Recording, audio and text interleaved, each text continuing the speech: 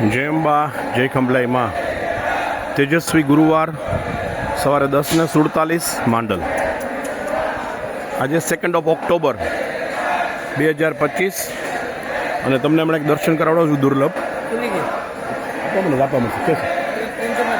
હા કીધું છે ઉપાચાર્ય બે ગોઈતા. તો આજે 2 ઓક્ટોબર આજનો દિવસ યાદગાર છે, આપ સૌને યાદ છે. બે કદાચ મહાન વિભૂતિઓનો જન્મ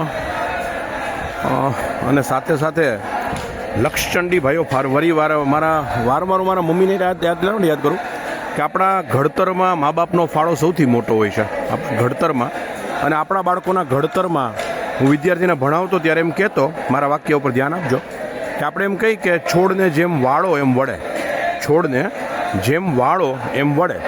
તો માની લો કે છોડ આડો ઉગ્યો તો કોનો વાંક? છોડને જેમ વાળો એમ વળે તો એ છોડ આડો ઉગ્યો, સમાજમાં એક અનિષ્ટ તત્વ પેદા થયું, તેમાં કોનો દોષ? આપણો જ દોષ ને કદાચ. એટલે જે કંઈ પણ મમ્મી એમ કહેતી કે તને માતાજીએ જન્મ આપે ત્યારે આપણને આપણા હાથમાં 60 અમૂલ્ય હીરા આપે. 60 કે 70 ડિપેન્ડ્સ. 60 કે 70, 60 વર્ષથી ઉપર વિશ્વના માત્ર કંઈક 11% લોકો જ જઈ શકે છે. તો આપણે 60ને એવરેજ રાખીએ કે 60 હીરા માતાજી આપણને આપે કે આ તારે અમૂલ્ય હીરા છે. 84 લાખ ફેરા પછી આ મેં તને 60 હીરા જગદંબાએ આપેલા છે. હવે તારે એને કેમ વાપરવા એ તારે નક્કી કરવાનું. એ 60 હીરા એટલે 60 વર્ષ. કેટલા આપણા પસાર થઈ ગયા, કેટલા હીરા આપણે કેવી રીતે વાપર્યા એ વ્યક્તિગત પ્રશ્ન છે ને, આપણે કોઈ ક્રિટિસાઇઝ નહીં કરીએ. પણ આત્મમંથન, મનોમંથન, સમુદ્ર મંથન જેટલું જ અગત્યનું છે. જેમ સમુદ્ર મંથનમાંથી હળાહળ વિષ અને અમૃત પેદા થયું હતું, એમ આપણે આત્મમંથન અને આત્મચિંતનથી હળાહળ વિષ પણ ઉત્પન્ન થાય અને અમૃત પણ ઉત્પન્ન થઈ શકે. કેમ કે આપણી અંદર પણ એક સમુદ્ર, એક જ્વાળામુખી ધગધગે છે. આપણે બ્રહ્માંડનો જ અંશ છીએ, આપણે ઈશ્વરના અંશ છીએ. તો એ પરમાત્મા છે, તો આપણે આત્મા છીએ. એટલે જો આપણે એને મનોમંથન કરીએ તો મારે કહેવાનો મતલબ એ છે કે આપણે 60 હીરામાંથી એક હીરો લક્ષચંડી માટે માતાજી આપેલો, કે આ એક હીરો તારે લક્ષચંડીમાં વાપરવાનો.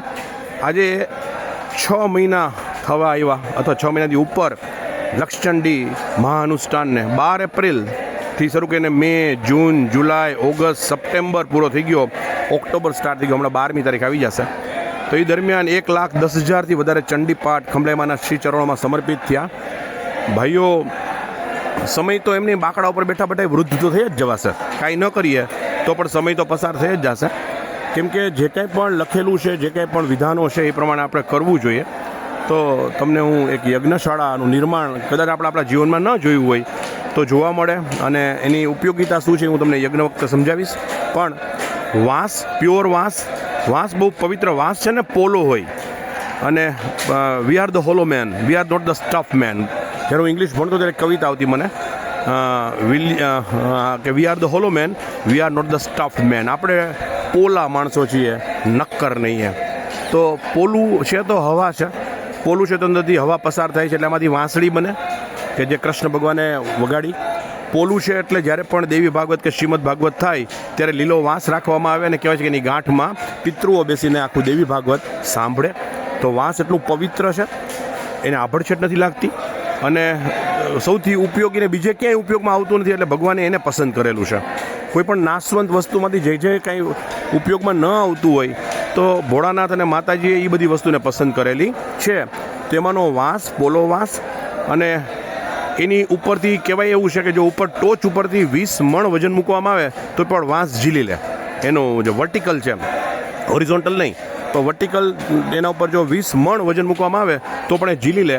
એવા વાંસની મદદથી એક યજ્ઞશાળા કે જેમાંથી ધુમાડો પણ નીકળી જવો જોઈએ, એની ઉપર આવશે વાંસની જ બનાવેલી એની ચટાઈ કે જેનાથી કોઈને એને છત ભરવામાં આવશે, અને ઉપર ઘાસ કલર પણ કરવામાં આવશે.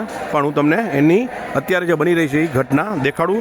જોવા જેવું આપણા જીવનમાં ભાગ્ય જ આવતું હોય. જય અંબા જય ખંભલાઈમાં કેવડતું જ કરુણા.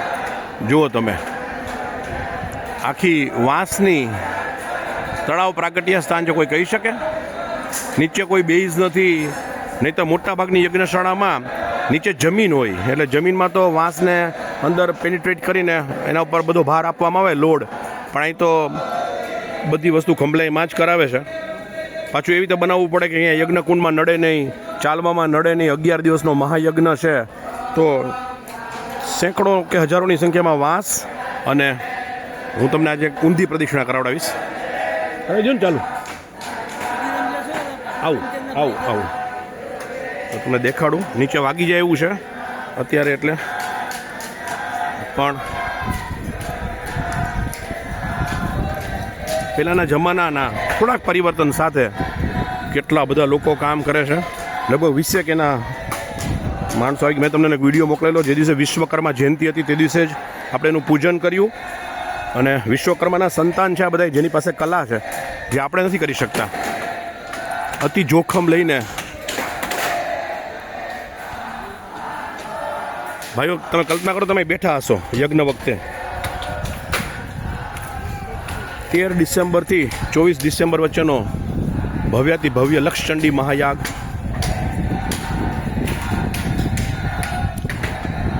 જય અંબા, જય ખંભલાઈ માં, જય ખંભલાઈ માં, જય ખંભલાઈ માં ભાઈ, જય ખંભલાઈ માં. બહુ અઘરું અને દુષ્કર કાર્ય હોય છે. જય ખંભલાઈ માં. પ્રેમ આપો તો પ્રેમ મળે. જય અંબા, જય ખંભલાઈ માં. સીધી વાત છે. બુમરેંગ છે કર્મ. જે આપશું એ પાછું આવશે. પ્રેમ આપીએ તો પ્રેમ પ્રાપ્ત થાય. તો યજ્ઞશાળા હજી તો બહુ, હજી 30% જ કામ થયું છે. હજી આપ જ્યારે પધારશો ત્યારે તમને સમજાશે કે શું શું થયું, શું શું થયું નહીં, શું શું થઈ શક્યું. સોરી, આપણાથી કંઈ થઈ શકતું નથી. માં કરાવે તો થાય છે.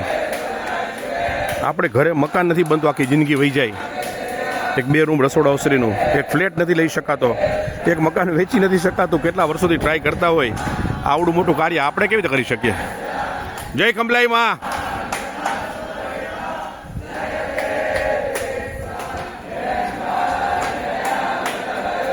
અને પાછું આપણે આપણા બજેટમાં ખોટું બહુ ધ્યાન રાખીને, અને પાછું જે વિધિ વિધાન હોય એવી રીતે. અને પાછું પવન આવે, તળાવ છે, પુષ્કળ પવન આવે, પવનની વેલોસિટી એટલી હોય. પણ ખંભલાઈમાં કરાવે છે ભાઈઓ આપણે કોઈ દી. એટલે 70 હીરા કે 60 હીરામાંનો એક અમૂલ્ય હીરો લક્ષચંડીને સમર્પિત. બાકી એક દિવસ મૃત્યુ નિશ્ચિત ટકોરો મારી દેશે ઘર ઉપર. આજે દેવી ભાગવત બધાને આપીએ છીએ. દશેરા તો ન કહી શકાય, પણ આજે 2 ઓક્ટોબર 2025 ગુરુવાર.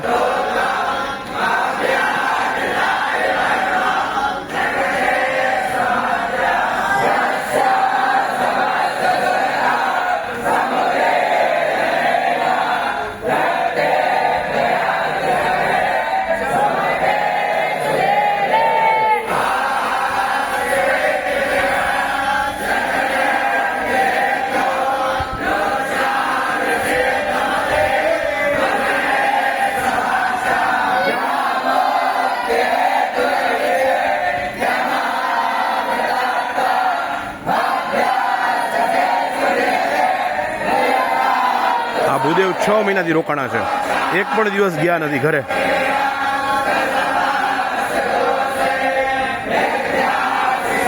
છ મહિનાથી ભાઈઓ ઘરે નથી ગયા. અને આપણને 6 મહિનામાં માંડલ આવવાનો સમય ના મળ્યો.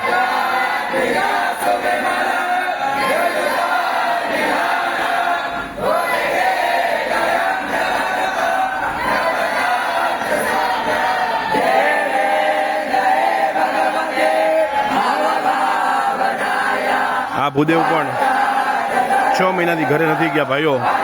અને ફરી એકવાર આપણને 6 મહિનામાં એકવાર માંડલ આવવાનો સમય ના મળ્યો. કેટલું દુઃખદ છે.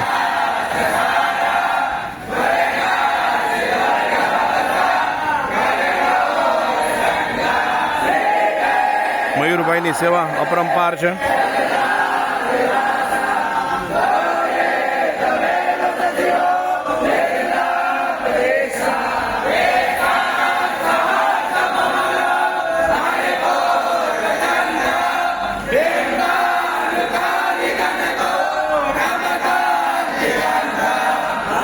કોમલ મિશ્રા,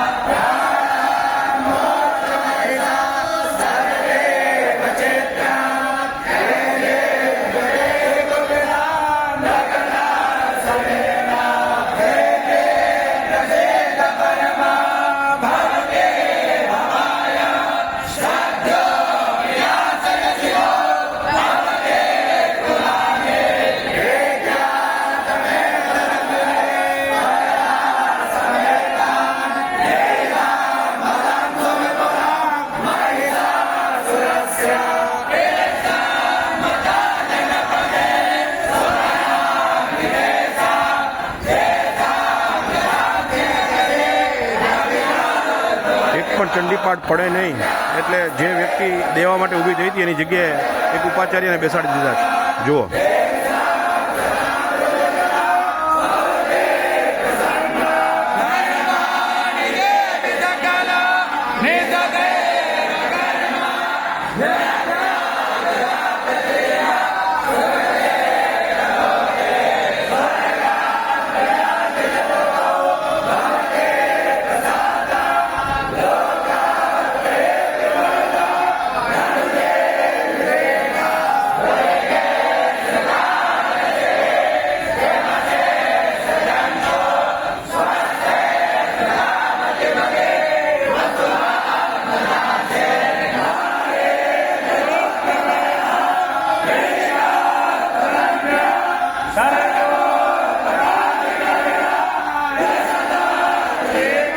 સકરા દે સ્તુતિ.